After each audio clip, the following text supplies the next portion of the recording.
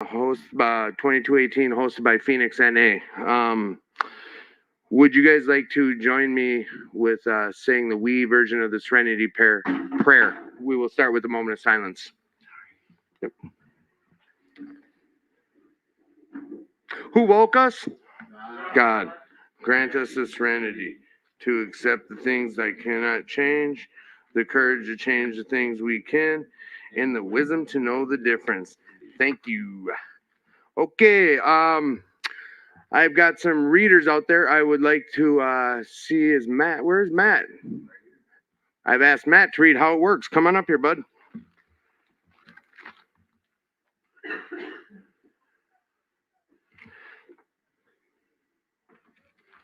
This is the wrong. Yeah, this is the wrong. Oh, right here you go.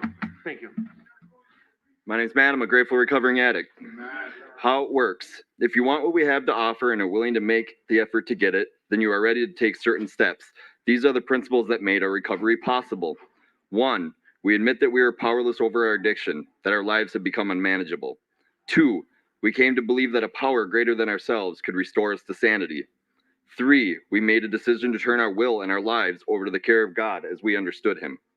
4. We made a searching and fearless moral inventory of ourselves. 5. We admitted to God, to ourselves, and to another human being the exact nature of our wrongs. 6. We were entirely ready to have God remove all these defects of character. 7. We humbly asked Him to remove our shortcomings. 8. We made a list of all persons we had harmed and became willing to make amends to them all. 9. We had made direct amends to such people wherever possible, except for when doing so would injure them or others. 10. We continued to take personal inventory and when we were wrong, promptly admit it. 11. We sought through prayer and meditation to improve our conscious contact with God as we understood Him, praying for only the knowledge of His will for us and the power to carry that out. 12. Having had a spiritual awakening as a result of these steps, we tried to carry this message to addicts and to practice these principles in all of our affairs. This sounds like a big order, and we can't do it all at once. We didn't become an addict in one day, so remember, easy does it. There is one thing more than anything else that will defeat us in our recovery. This is the attitude of indifference or intolerance towards spiritual principles.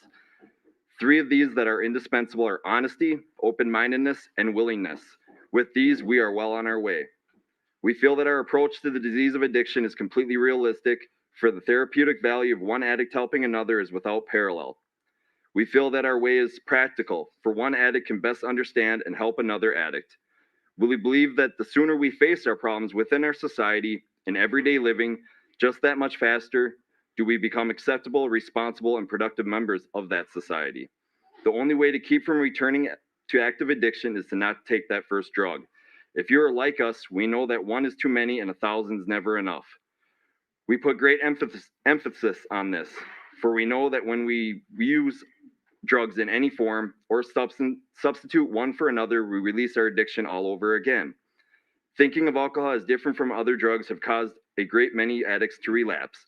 Before we came to NA, many of us viewed alcohol separately, but we cannot afford to be confused about this. Alcohol is a drug.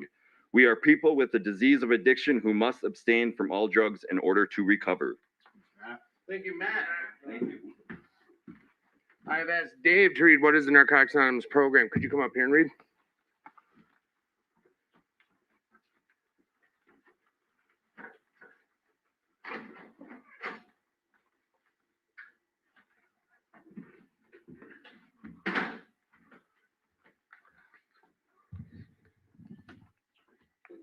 I know I'm too tall.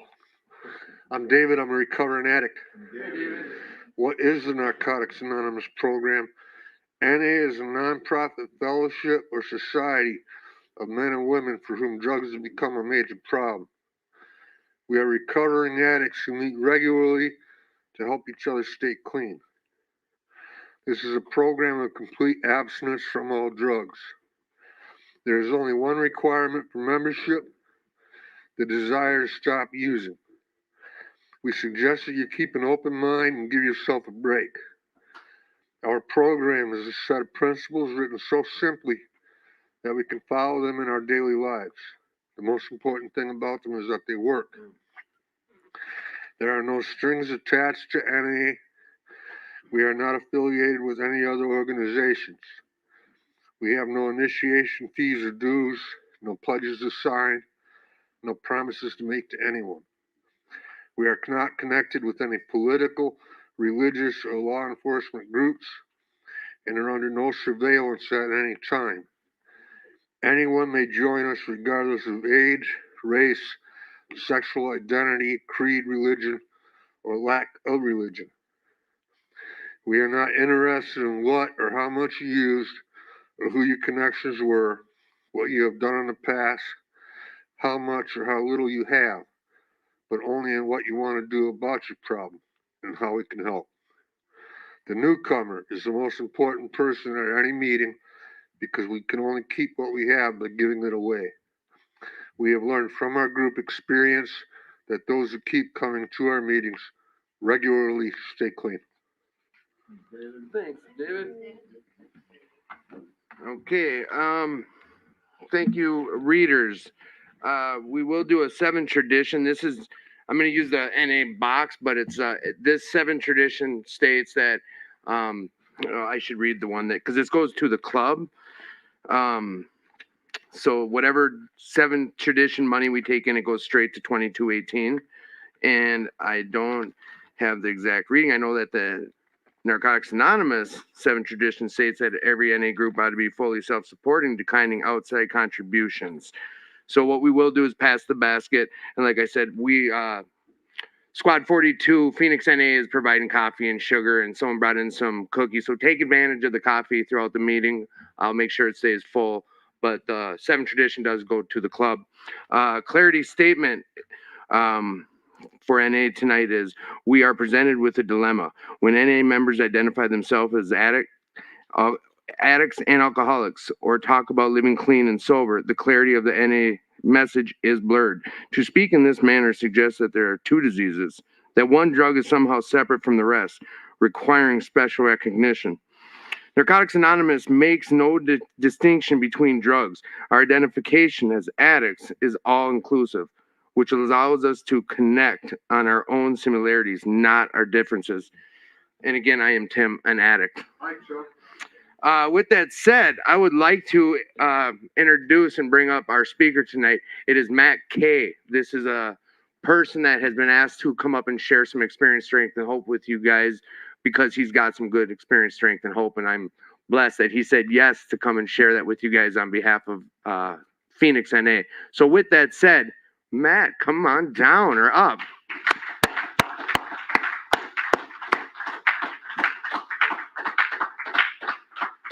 You can walk on if you want, and if there's leftover time, we'll share amongst the crowd. Time to finish. The meeting is over at 9. But like I said, if you finish early, we can share amongst ourselves. I mean, we share like a meeting. Thank you. Otherwise, take the whole hour, please. Thank you, Tim. I'm an addict named Matt. My clean date is April 5th, 2017. And thank you. I got clean in jail, Benton County Jail. My higher power worked through law enforcement and, did for me what I could not do for myself. I could not get myself away from the drugs and the lifestyle. And it took me getting arrested for my disease to become arrested. Our literature says that, at some point our disease became arrested and recovery was then possible. For my disease to become arrested, I physically had to get arrested. That's my story, I'm grateful that it worked out the way that it did. There's a term called H&I. That stands for hospitals and institutions. I'm really grateful for that. It's where people from Narcotics Anonymous bring meetings into a facility like a jail, a detox, a treatment center where people can't get out to go to a meeting. So it was there. That was not where I got introduced to Narcotics Anonymous, but that was where I got reintroduced to it, and I found some identification in the program. I'm going to do my best to share, like a condensed version of my story. I don't know if anybody, you guys can relate, but my story is pretty extensive. But at the end of the day, I'm going to share my experience, strength, and hope. I'm going to share some stuff out of the the Narcotics Anonymous literature, hopefully give some clarity to people as far as like, if you heard the clarity statement read, I'm going to elaborate a little further on that as far as the importance of having multiple different fellowships besides Alcoholics Anonymous. Don't get me wrong. I go to AA meetings, I go to NA meetings, I go to CMA meetings, CA meetings, HA meetings, SA meetings. Like I'll go to just about any 12-step fellowship. I'll go to just about any recovery meeting, because at the end of the day, more often than not, there's a positive atmosphere there. However, when I go to an AA meeting, I identify as an alcoholic. I don't talk about my drug use. If I do, I typically say my drinking, and that's out of respect to the Alcoholics Anonymous Fellowship. There's something that I'll read a little bit about this, but Bill W., one of the founders of AA, talks a lot about singleness of purpose. That's one of the things that really makes AA a successful fellowship, is their singleness of purpose, focusing strictly on the disease of alcoholism and how it relates to the alcoholic. Okay, like my disease is not that narrow. My disease is addiction in general, and even the term narcotics doesn't cover the entirety of my addictions. But that's me. I'm sharing my story with you guys. So actually, to speak on that, like one thing it says in our preface to the 6th edition in the basic text of Narcotics Anonymous, even our name itself, Narcotics Anonymous, may not fully describe our membership. Addiction has nothing to do with where we come from or the specific substances we used. So like the message, just to give you guys like if you ever hear like, what's the message of Narcotics Anonymous? The message of Narcotics Anonymous remains the same. Any addict can stop using drugs, lose the desire to use, and find a new way to live. In Alcoholics Anonymous, you'll hear about the promises. They're written on the wall right over there. Those are a great thing for that fellowship. For me, I understand them. I've heard other people have issues with them, from other fellowships, because like, hey, if somebody told me I'm going to get all these different things and promise me that that's going to happen at a certain point after I've been clean, and it doesn't happen, then I'm probably going to go back out and use. And I can relate to that. The program of Narcotics Anonymous has one promise, and that's freedom from active addiction. The rest is all just gifts, and that's not to say that those gifts are going to come. You know what I mean? Like if I work a program and I do all the right things, or what I've seen are the right things within the program, I work the steps, talk to my sponsor, I be of service, go to meetings, develop a relationship with my higher power. There's no promise that I'm going to find or that I'm going to lose the fear of economic insecurity. That situations that used to baffle me will now intuitively be solved. Like some of those things, I understand them, but they don't fit me. You know what I mean? So I'm gonna do my best to concentrate on the similarities, not the differences. But at the end of the day, like that's one of the things I'm gonna share with you guys about my experience. And I'm doing this because it's something I've had to learn the hard way. My recovery looks to this day, I still go to AA meetings, NA meetings, and multiple fellowship meetings. But the majority of the meetings I go to are Narcotics Anonymous meetings. And that's because that's where I find identification. That's where I felt comfortable. I was thinking about this before I came up here, about the times in my life that I've really found identification and felt accepted and felt like a part of. And it talks about in our literature that the disease was present long before we picked up drugs, and I can speak to that. I never, as a child, I remember like not feeling like I was part of the group, even though I was a part of the group, like physically there, was talking, joking around, whatever. I didn't feel like I belonged. You know what I mean? I always felt like I had to do something to show off or do something to stand out so people would accept me. And that, man, like then I took that into my my preteen years and my early teens when I started using drugs, and that was how I found my identification. You know what I mean? Like I would use and that kind of became part of who I was. But it's not like, even I can think back to like as numbed as I would be from the drugs. I can think back to like I still didn't really feel like I fit in. And I was thinking about this before I came up and shared, like was there ever a time before I really found recovery this time, and got involved in Narcotics Anonymous where I felt like I was a part of? And yeah, like when I was in prison from 20 to 24 years old, and like hanging, there was, I mean, obviously, like, just like any population, the prison population has different demographics, different people. I don't know I don't know how really to put this, but there was a group of people, no specific race or anything like that. It wasn't about that. It was just like people that I felt like I belonged with, that I felt comfortable around. And that was the only other place besides Narcotics Anonymous where I felt some sort of identification and like I fit in. So like I said, I mean, like my youth started, man, back when I was about 7 years old was the first time I took a drink. And that was, technically my first drug.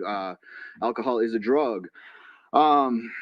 And ironically, that was when my dad got sober. And I don't know, like, I think back on that and I'm like, is there any correlation between like my dad got sober when I was 7? That's like when I took my first drink. I don't know. My memory doesn't work that good today, so I don't remember that far back. I can remember that that's about when it happened. I imagine, he's been sober in the AA fellowship for over 30 years now. And so I remember him teaching me and my sister about these meetings he would go to and about alcoholism. And I gotta believe there's something in my head that said, oh, that's what dad's been doing. Well, I want to try that, like he taught me about, and I'm not trying to blame my addiction on my dad for any, but by no means. But at the end of the day, it is partly hereditary. That's not to say like because he chose to make the choices he made that made me make the choices I made.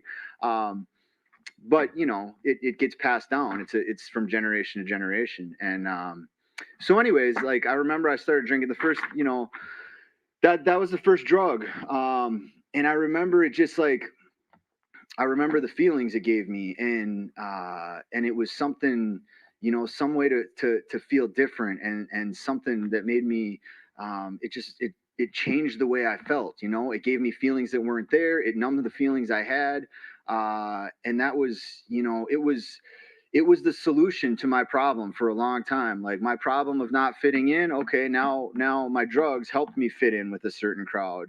I felt this like, I don't know, this like, not only this not sense of belonging, but I did these things that caused me pain, and I wasn't abused as a child. I had a pretty good childhood. I come from like a middle class family, but I had these feelings that I didn't know how to deal with, and to me, that was my way of dealing with them, was using drugs. And for a long time that was my answer until it became the problem. You know what I mean? And it talks about that in our literature. But yeah, so like I barely graduated high school. I'm not really sure how I did to this day. Went to prison when I was 20 years old for attempted murder. That was something that happened while I was using. Got out when I was about 24. Went to college. Don't know how I graduated college, but somehow I graduated college. I played football for a couple years when I was in college. I walked on at 24 years old after I got out of prison, and like I thought that was going to be my group. Now I thought I was going to find some identification there, and man, I can think back to like my late teens and early 20s. Like when I was in prison, my dad would come visit me and he'd be like, haven't you had enough consequences yet? And like, I'd be, I didn't really know how to answer that, because like, I don't know if you guys can relate to this, but I had a really high pain tolerance. And especially when I added drugs on top of that, my pain tolerance got even higher, So, I mean, I could go through a lot of shit and put myself through a lot of shit, and I still hadn't had enough, So when I got out of prison, I knew I had a lot of consequences, but I kind of convinced myself that, oh, I was just young and dumb. And because so I'd been through like 5 treatments by the time I was like 22 years old. Growing up with an alcoholic father who found recovery, an uncle who found recovery. I think my uncle's got like 35 or 40 years in the AA fellowship now. And I owe him a debt of gratitude too, because my dad and my uncle have taught me a lot of things about recovery and about life, And I honestly don't know that I would have made it into these rooms and stayed alive if it wasn't for them. But yeah, so like I had been to a couple hundred meetings before I went to prison. You know, I was trying to get out of trouble. I had an AA sponsor, an NA sponsor. I worked steps. I was living in a halfway house. I got done doing like 160, 170 days of inpatient treatment. And then I went to prison, and I used, you know, for a few months up until I went to prison. But when I got out, like I knew that and I never identified as an addict or an alcoholic when I was younger. I always just said I was chemically dependent because I was different from you people. You know, I knew that if I identified as an addict or an alcoholic, that meant I was like you and that I wasn't using because it was fun anymore. I was using because I had to. You know what I mean? So it took me until I was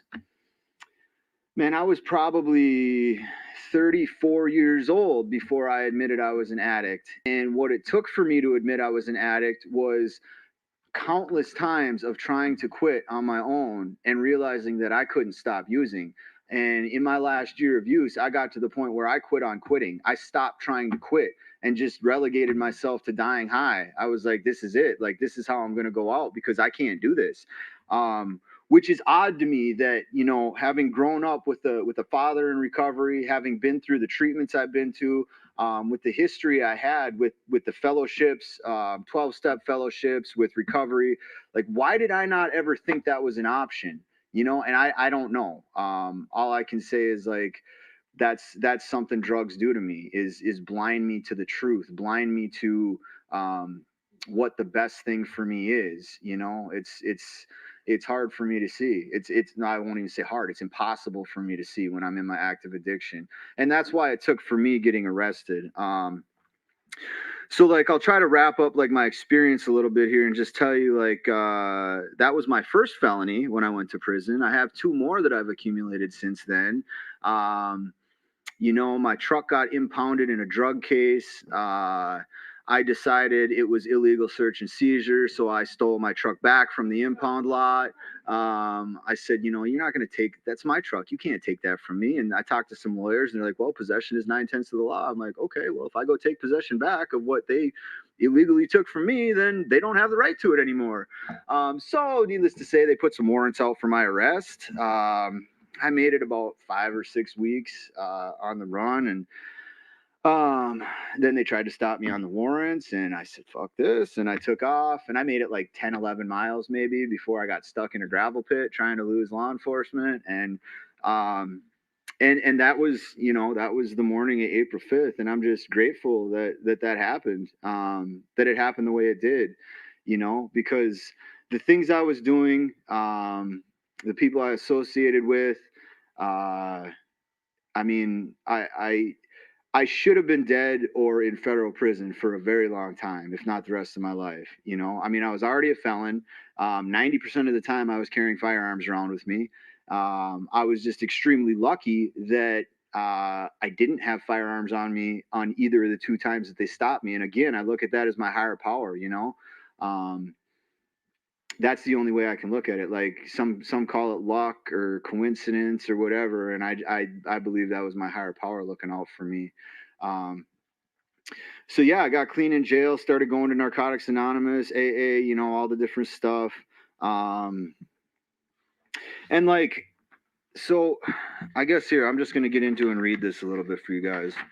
This is so how I came to find this information. I've been involved in the program for over 4 years now, and I asked, you know, some people in Narcotics Anonymous are very specific about the terminology you use. They're very uptight about it, very rigid when it comes to that.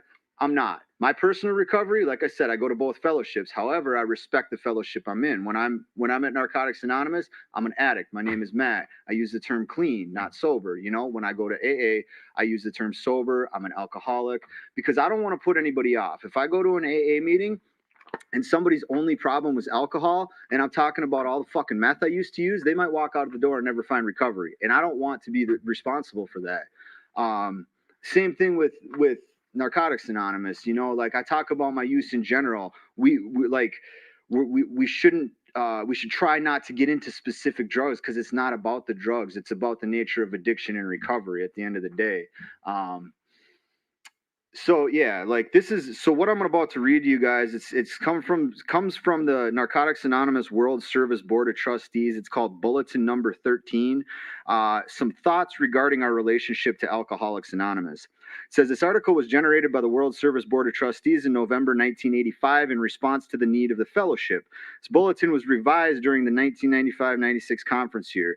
I'm going to try to just read through this. I may stop and give you like my perspective on it a little bit, but I'll try just to get through it just to let you guys know, like, this is something that I've seen a few times over the years. Just got reminded of it in the last month when I was having a heated discussion with some members about why they're so uptight on the terminology. And this is one of the explanations that I received. So the question of just how Narcotics Anonymous relates to all other fellowships and organizations is one which may generate controversy within our fellowship.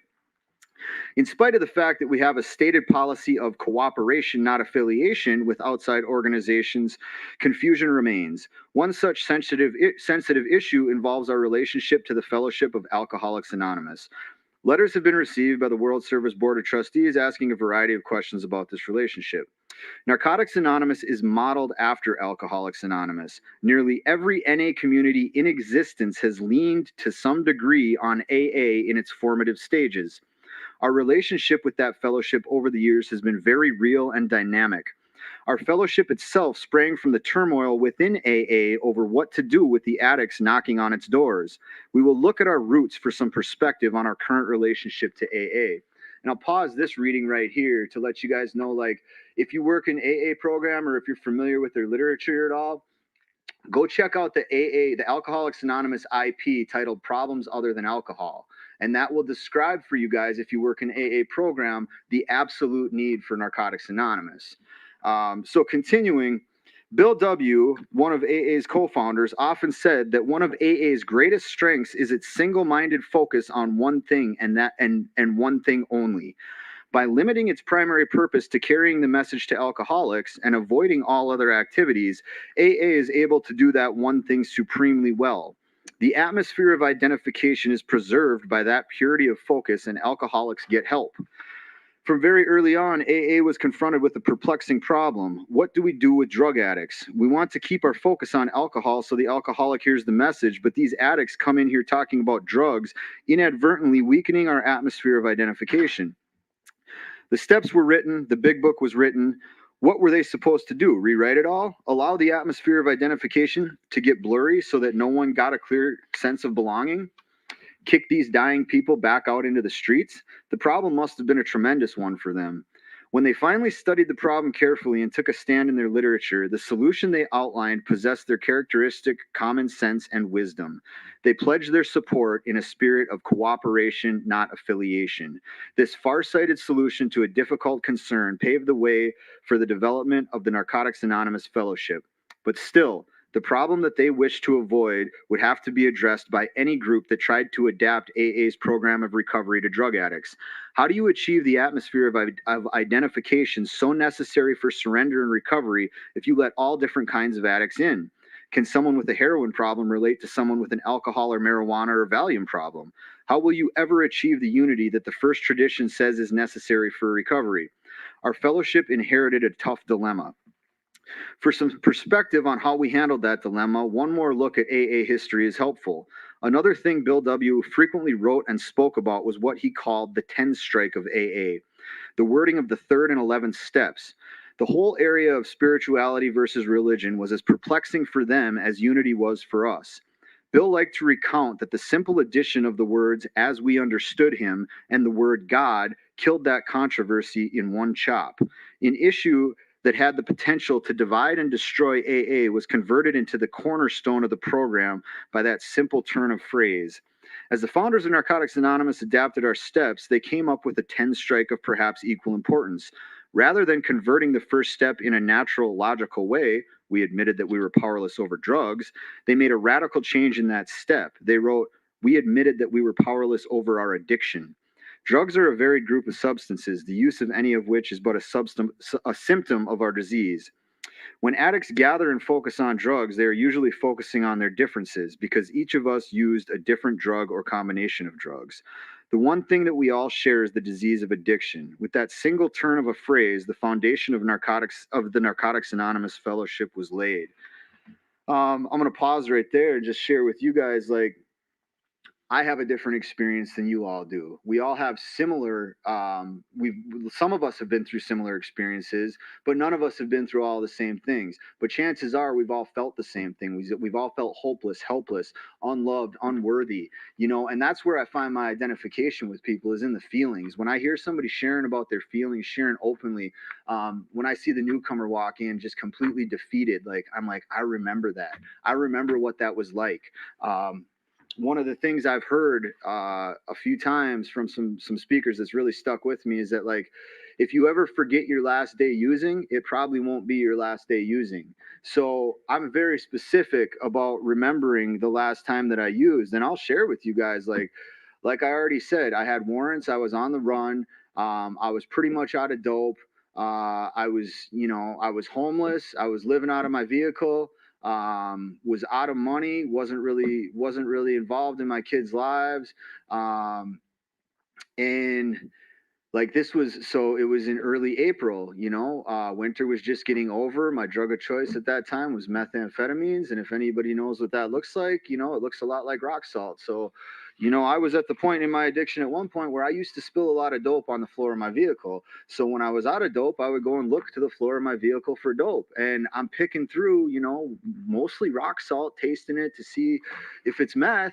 And when I'd finally find a piece, you know, most of it would just dissolve in my mouth, and then every once in a while I'd get a little bit. And I had this little, you know, whatever, 1 or 2 inch by 2 inch bag, and like I remember looking at that thing, man, thinking I had the world. You know, I maybe had like a 1/4 gram in there, which for anybody that doesn't know, that's not very much, but I had something. But I remember, like, there was hair in there was dirt, there was some ash, like, just fucking disgusting, you know. But like, I don't think I had probably showered in the last 5 days, you know, like I would get a hotel maybe once every 2 weeks, might sleep in my truck once a week or something. And, but man, yeah, like I was hopeless. I was helpless. I had no idea what to do or where to go. And that's where I say, like, my higher power worked through law enforcement and saved me from myself. Cause the only other option for me was death, really. Like, we talk about, like, there's 3 ends to our using: jails, institutions, and death.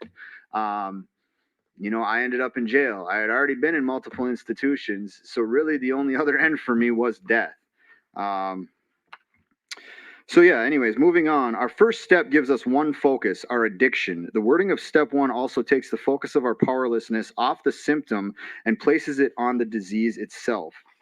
The phrase powerless over a drug does not go far enough for most of us in recovery. The desire to use has been removed, but powerless over our addiction is as relevant to the old timer as it is to the newcomer.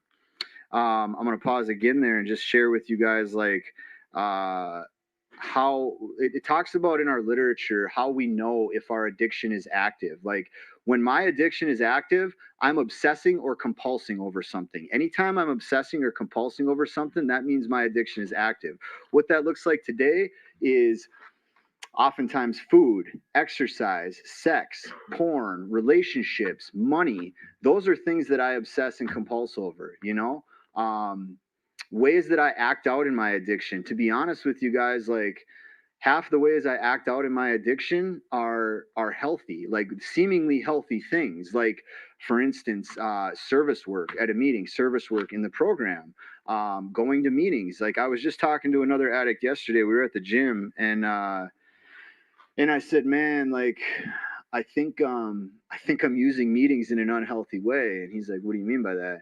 I'm like, well, I go to a shit ton of meetings, but it's like, it's kind of fulfilling. It's just filling a gap for me. It's like, I don't know what else to do. So I just go to a meeting, and it's not like I'm afraid I'm going to use. It's not like I'm really, like, you know, I mean, I get stuff out of it when I go, and hopefully I share in the solution. But he asked me where I was at in my step work. And that's, you know, that's what, he's not my sponsor. He's just a friend in the program, but that's what people do for me. When I have people in the program around me, is they check me on my bullshit, you know?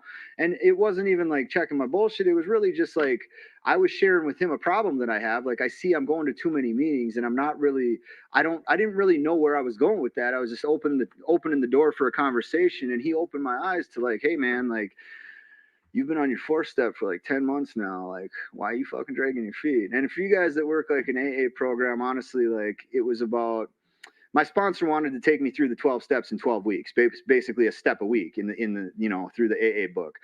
In Narcotics Anonymous, we have what's called a step working guide, and there's usually like 60 to 80 different questions on each step that are pretty in depth and make you really think hard. So like, I don't know that I could ever get through the Narcotics Anonymous step working guide in 12 weeks like I could doing the steps the AA way. But 10 months on one step is too long. I'm clearly procrastinating, you know what I mean? So yeah, moving on to this reading here. Our addiction begins, oh, I think I just touched on what I was just about to read, but our addiction begins to resurface and cause unmanageability in our thoughts and feelings whenever we become complacent in our program of recovery. This process has nothing to do with drug of choice. We guard against the recurrence of our drug use by applying our spiritual principles before a relapse. Our first step applies regardless of drug of choice and length of clean time. With this 10 strike as its foundation, NA has begun to flourish as a major worldwide organization, clearly focusing on addiction. As any NA community matures in its understanding of its own principles, particularly step 1, an interesting fact emerges. The AA perspective with its alcohol-oriented language and the NA approach with its clear need to shift the focus away from specific drugs don't mix well. When we try to mix them, we find that we have the same problem as AA had with us all along. When our members identify as addicts and alcoholics or talk about sobriety and living clean and sober, the clarity of the NA message is blurred. The implication in this language is that there are two diseases, that one drug is separate from another, so a separate set of terms is needed when discussing addiction. At first glance, this seems minor, but our experience clearly shows that the full impact of the NA message is crippled by this subtle semantic confusion. It has become clear that our common identification, our unity, and our full surrender as addicts depends on a clear understanding of our most fundamental principles. We are powerless over a disease that gets progressively worse when we use any drug. It does not matter what drug was at the center for us when we arrived. Any drug we use will release our disease all over again. We recover from the disease of addiction by applying our 12 steps. Our steps are uniquely worded to carry this message clearly, so the rest of our language of recovery must be consistent with our steps. We cannot mix these fundamental principles with those of our parent fellowship without crippling our own message. Both fellowships have a sixth tradition for a reason, to keep each one from being diverted from its own primary purpose. Because of the inherent need of a 12-step fellowship to focus on one thing and one thing only, so that it can do that one thing supremely well, each 12-step fellowship must stand alone, unaffiliated with everything else. It is in our nature to be separate, to feel separate, and use a separate set of recovery terms, because we each have a separate, unique primary purpose. The focus of AA is on the alcoholic, and we ought to respect that fellowship's perfect right to adhere to its own traditions and protect its focus. If we cannot use language consistent with that, we ought not go to their meetings and undermine that atmosphere. In the same way, we NA members ought to respect our own primary purpose and identify ourselves at NA meetings simply as addicts, and share in a way that keeps our message clear. A casual, cursory glance at AA's success in delivering recovery to alcoholics over the years makes it abundantly clear that theirs is a successful program. Their literature, their service structure, the quality of their members' recovery, their sheer numbers, the respect they enjoy from society, these things speak for themselves. Our members ought not embarrass us by adopting a "we're better than them" posture. That can only be counterproductive. As a fellowship, we must continue to strive to move forward by not stubbornly clinging to one radical extreme or the other. Our members who have been unintentionally blurring the NA message by using drug-specific language such as sobriety, alcoholic, clean and sober, dope fiend, etc., could help by identifying simply and clearly as addicts and using the words clean, clean time, and recovery, which imply no particular substance. We all could help by referring to only our own literature at meetings, thereby avoiding any implied endorsement or affiliation. Our principles stand on their own. For the sake of our development as a fellowship and the personal recovery of our members, our approach to the problem of addiction must shine through clearly in what we say and do at meetings. Our members who have used these arguments to rationalize an anti-AA stand, thereby alienating many sorely needed stable members, would do well to reevaluate and reconsider the effects of that kind of behavior. Narcotics Anonymous is a spiritual fellowship. Love, tolerance, patience, and cooperation are essential if we are to live our principles. Let's devote our energies to our personal spiritual development through our own 12 steps. Let's carry our own message clearly. There's a lot of work to be done, and we need each other if we are to be effective. Let's move forward in a spirit of NA unity. So it was important for me to read this at this meeting particularly, to give you guys a little background on how I became familiar with 2218. I've been in recovery in the Twin Cities for almost 4 years now. The first time I stepped into the 2218 Alano Club was just over a year ago when the COVID pandemic hit. Okay, like 95% plus of all Narcotics Anonymous meetings shut down. I'm the type of addict that to this day I still go to about 5 meetings a week. As I just shared with you guys, some of that is kind of me, acting out and avoiding, the real work of the 12 steps. Because at the end of the day, like, I can stay clean by going to meetings alone, but the only way I grow is through working the steps. You know what I mean? So, but anyways, like, there's been plenty of times where I actually needed that many meetings in a week, but, so when they shut down the majority of the meetings, because like the facilities that we were having them at all shut down and they didn't want us to meet there, I started looking for places that were open. And at first it was out of fear. I was afraid not to go to a meeting, because like meetings were the most consistent part of my program. Sure, I work steps. Sure, I have a relationship with my sponsor and I communicate with him. Sure, I do service work and I have a prayer life and I pray and meditate and I have a relationship with my higher power. But meetings were the most consistent part of that program.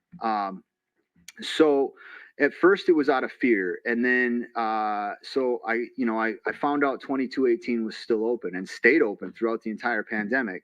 At that time, like, I looked at the Narcotics Anonymous meeting list, and there was two Narcotics Anonymous meetings that met at 2218. One was on a Wednesday night, one was on a Sunday night. So I came up here, I think it was a Wednesday night, only to find out that meeting made a group conscience decision to not meet because of the pandemic. So I look at it and I'm like, all right, well, I'm already here. Are there any AA meetings? So I go to an AA meeting, and just like I told you, that's what my recoveries looked like. I do go to both fellowships, but so I started coming to AA here, and then I got to know some of the people that were on the board and that served and volunteered up here, and started talking to some people about, hey, could we maybe do an NA meeting up here? And like, it kind of started where we tried to, we had to separate, right? Because you could only have 10 people per room per like the government orders or whatever.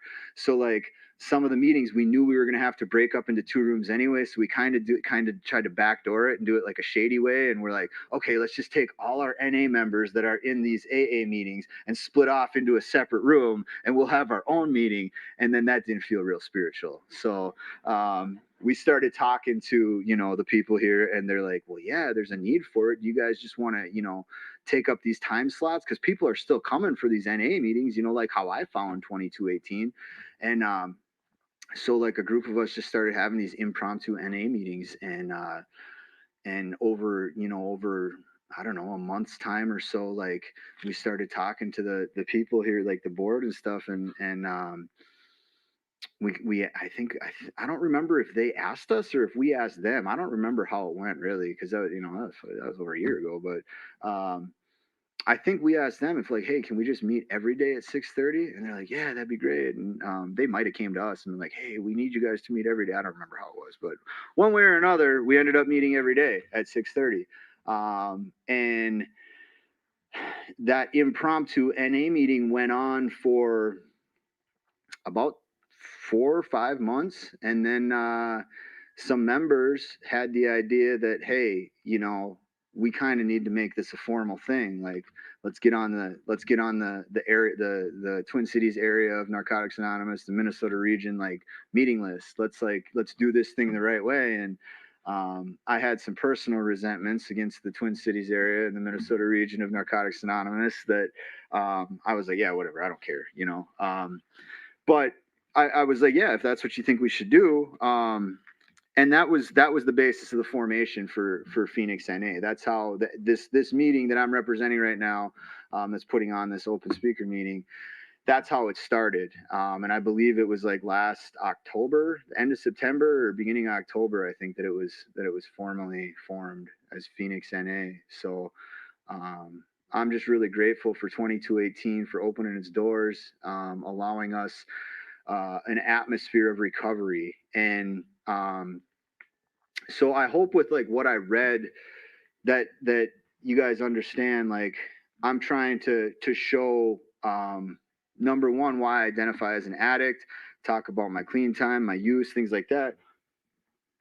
Also the need for a separate fellowship from Alcoholics Anonymous. And like I was just on the podcast last night talking with another person in recovery who you know, they work an AA program, and they mentioned, you know, that's just where I found recovery. And a lot of people find recovery in AA that never really had a drinking, you know, I mean, to me, if you got a problem with drugs, you got a problem with alcohol, because alcohol is a drug, you know what I mean? But like, if you actually dig into the AA literature, that the problems other than alcohol IP, it specifically says in there, like, if you're a drug addict struggling with a drug problem, but you've never drank like an alcoholic, you are not one of our members. You need to seek help elsewhere. And out of respect for, like, if the entire Alcoholics Anonymous organization is going to put that out and say that speaks for us, I'm going to go seek help elsewhere, you know? And thankfully I did that before I read that literature, because if I had read that or gone to a meeting where somebody read that to me and said, hey, if you don't have a problem with alcohol, but you got a problem with drugs, you need to go get help elsewhere, I would have probably walked out of the fucking door and died. You know what I mean? Like, I would have had such a resentment. I would have let that drive me out of the rooms forever. Thankfully, that wasn't my experience. But yeah, like I want to show that, like, we can work together, you know what I mean? Like, and for me, it's about respecting the house you're in, respecting the rooms you're in. And I try to do that, in any fellowship I go to, you know what I mean? So, you know, that's the gist of it, man. Like, my experience, strength, and hope, you know, what it was like, what happened, what it's like now. So what it's like now, I think I already told you guys, like, I'm procrastinating on my 4-step, you know what I mean? This is my second time through the steps. My first sponsor worked in an AA program, you know, and he got me through my first 2 years. But I found that, like, when I first found my first sponsor, he was somebody that had characteristics a lot like me. Okay. I didn't want to be an asshole anymore. He's a great guy. He's still an asshole, and he's not going to change. Okay. I didn't want to be like that anymore. I still am sometimes, a lot of times, Tim knows, but, so, and I also wanted to work Narcotics Anonymous steps, because I worked a Narcotics Anonymous program. I went to Narcotics Anonymous meetings, served there. So I wanted to go through the NA steps, and so I went and found an NA sponsor, and I looked for somebody that had some similar experience as me, that could relate to me, but also that had some characteristics that I really wanted, you know, and that was really helpful, you know, because I still don't really think I'm probably not anything like my current sponsor, but there's definitely some ways that I aspire to be like him, and he definitely gives me another perspective, and I'm super grateful for that. And at the end of the day, like, a sponsor's job is to take you through the 12 steps. You know, my sponsor is not my therapist. He's not my financial advisor. He's not my life insurance agent or my doctor or, you know, my general contractor, whatever. I mean, like, my sponsor's main purpose is to take me through the 12 steps. But that doesn't mean he doesn't have other experience, strength, and hope to share with me. And that's the same thing I do with my sponsees. Like, my main function is to take you through the 12 steps. But like, if you want my opinion on what's going on in your life, or if there's something I can share with you to help you get through what you're going through, I'm going to do that, because, like, I'm just freely sharing what was freely given to me. I had people that would give that to me freely, and so I'm trying to do that now. You know, lastly, I think I'll touch on, you know, I touched on this a little bit, like, the last time I spoke, and shared my story at a meeting. I think I gave you guys the real condensed version of my story, and I don't know how much I really got into it, but we were talking about vulnerability last night and like opening up and like, that's something that's really difficult. It's really difficult for a lot of people. And the reason I bring that up is because there's some sayings in the program that say like our secrets keep us sick, that in a lot of ways pertains to the fourth and fifth step, and I have things that I've done in my life, dating back to before I ever picked up, that made me feel a certain way about myself. And my memory doesn't go back that far. Like, I don't know if it was things that happened to me or if I was like an active participant in them, or like, I don't really know how that works, but I do know that like I felt a certain way about myself for a long time. And if I had never shared those things, I thought I was going to take these things to my grave. Like, there's been things throughout my life, probably like a handful of incidences that like I distinctly remember, okay, I'm never fucking talking to anybody about this. You know what I mean? And like some of them were fear of consequences, fear of law enforcement, um, but some were just fear of judgment, fear of what you would think of me, fear, like knowing how bad I hated myself for these things that I did. Like, I couldn't imagine how anybody could accept me if they knew like the secrets that I kept.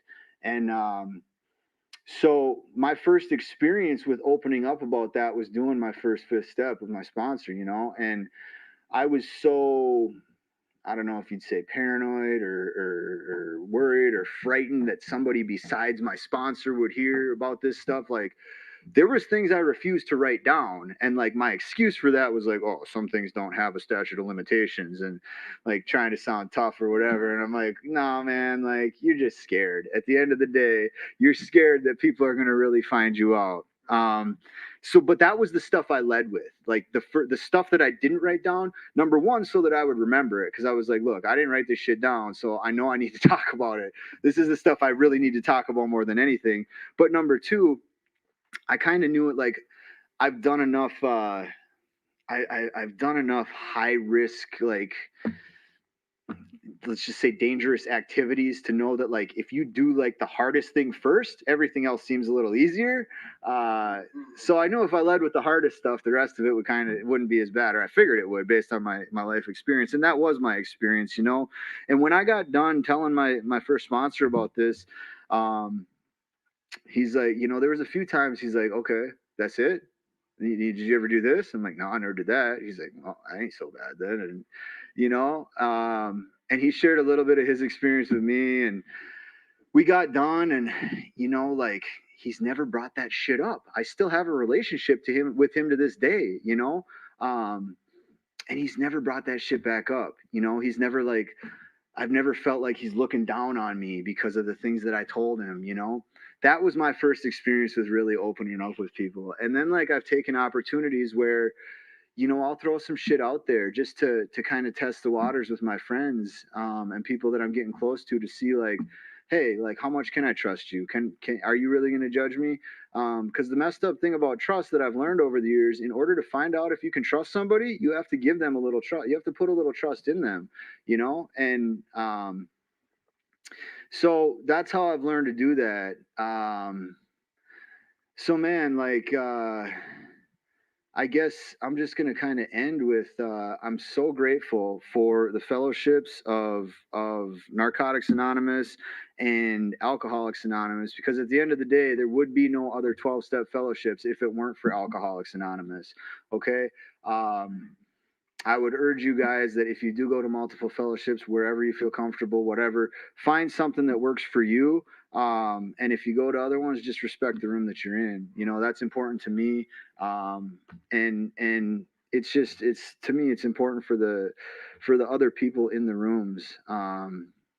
It's just important to have a healthy, positive atmosphere for everybody to be comfortable sharing. And because like at the end of the day, like I think the majority of us, no matter how long we've been in the rooms, it's not comfortable to share about shit and get vulnerable. You know what I mean? Like, and that's the most important stuff to share. So, yeah, my gratitude speaks, man. That's really all I got. Thanks, guys.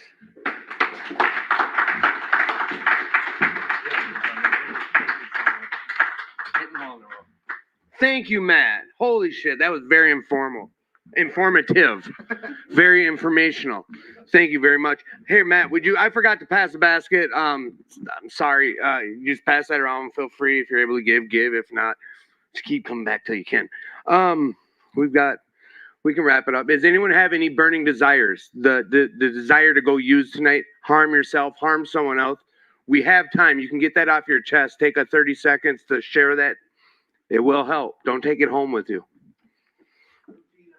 Hey, Dave. I was in the kitchen doing stuff all day long, and then I gave a phone call just to check in with somebody and a family member and just say hi. And then I just doing that was like enough. I just said, I don't want to smoke anymore. I don't want to drink anymore. And, it was like I was trying to like get their whatever, I don't know, approval or something. And then as I was driving, I just was thinking, I'm behind you.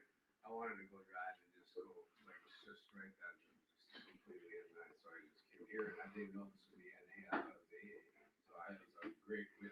Everyone's welcome. Thank you for sharing that. Does anyone else have some burning desires they want to get off their chest? Don't take it home with you. And what was that? Go ahead, share. 7 days clean again. Hell yeah! Hell yeah! That's awesome. That's awesome. I'm Joe. I got 2.5 months. Hell yeah! We celebrate clean time in these rooms. If either you would like a key take, come see me after the meeting. I'll get you one. Is there anything else? Otherwise, what we'll do is we'll take a moment of silence for the addict who still suffers and doesn't know what they're going to get themselves into by picking up tonight, and then follow that up with a gratitude statement.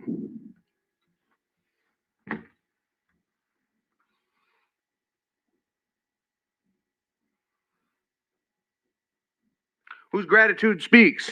Our gratitude speaks. When we care and when we share with others the NA way, that no addict seeking recovery need ever die from the horrors of addiction without finding a better way to live. Thank you. We're out. I like hearing my own voice. I'm going to keep talking in the mic. Thank you all for showing up. Someone drink that last cup of coffee. There's still some coffee in there. It's hot. It's good. And bring some cookies home with you. I'm practicing for the rap battle. Oh, buckets. Hey, and there's a podcast every Friday night. It's a recovery-based podcast. You're all welcome to listen. It's free. Might be talking to myself here. Just like hearing my own voice. What the hell? Matt killed it tonight, huh, guys? It is 2218's Attitude for Gratitude. Yeah, if you want, go ahead and start stacking them against the wall. Otherwise, we'll take care of it. Yeah, it's 20 here. I can send it to you if you want. You need something. If we have anything, baskets right there. Anyone need signed stuff? Come give it up here, and I'll sign it. Maddie, here you go. You got a pen? Pens are important. Yes, they are.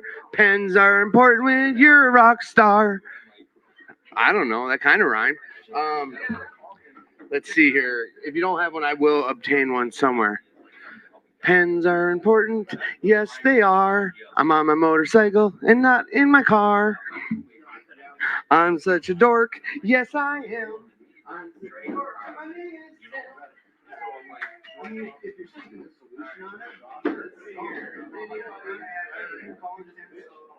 So, yeah, I was saying, that wasn't like I was coming. I was like,